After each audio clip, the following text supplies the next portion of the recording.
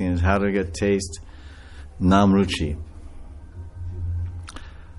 This is a symptom. Rupa Goswami Pad is explaining in Bhakti Rasamrita Sindhu 9 symptoms of bhav. It says Nam Ruchi Sodagane. Nam Ruchi Sodagane. He says that one of the symptoms of a Bhava Bhakta, a very advanced devotee, is that he has so much taste for Nam that he's always chanting Hare Krishna, Krishna Krishna, Hare Hare. He's always chanting because he has Nam Ruchi. It's a symptom of Bhava Bhakta. So the question is, how do we get Ruchi? Well, first get Bhav, and Ruchi will come. So much Ruchi will come for Nam. So how do we get Bhav? So, like Prabhupada would say, what's the answer? Keep chanting. Keep chanting and the taste will come, because the analogy is right there in Nectar, what do you call it? Upadeshamrita. And Prabhupada's Tika, one of those verses, probably the first verse maybe. Vacha Vegam, Anasakrota Vegam, Jiva Vedam, Udrapasta Vegam. Where he's saying there, I'm talking about the tongue and whatnot. I think it's there, or maybe not. Maybe later. Tongue is there. No, I know that verse, but I'm just trying to think of the Tika. But somewhere in one Tika of Nectar of Instruction, Upadeshamrita, Prabhupada says, maybe it's later on when he's talking about Tan Nama Ruchi Gana, live in the holy Dham with advanced devotees.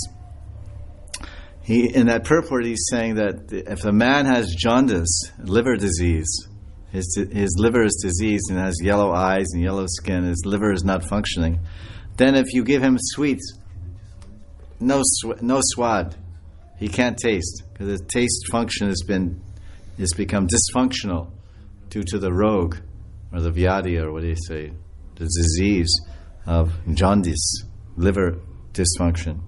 So, but the medicine is sugar.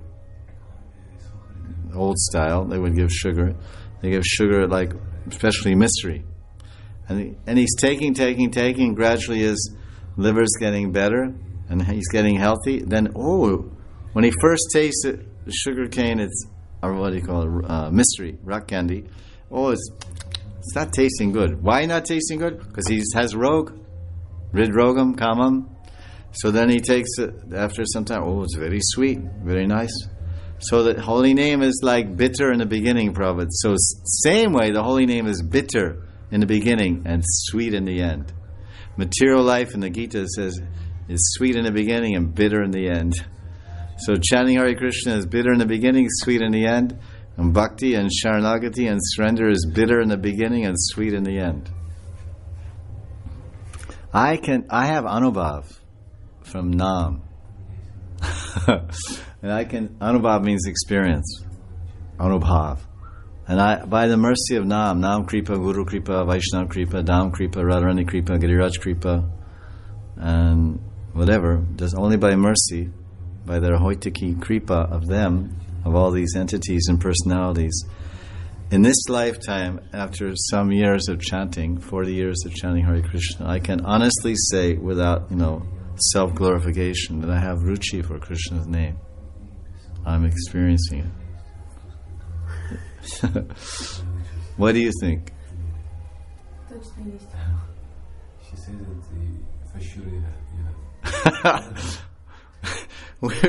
It's like Krishna's mercy, in other words, I'm saying that. Why am I saying that? Not to glorify this useless bag of sinful wretchedness called me, but I'm trying to encourage you about the validity and the validity, power, and the realism of the process of bhakti. It's real. It works.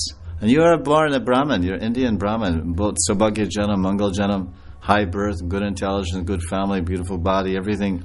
So much with you. So much bhagya. Saubhagya.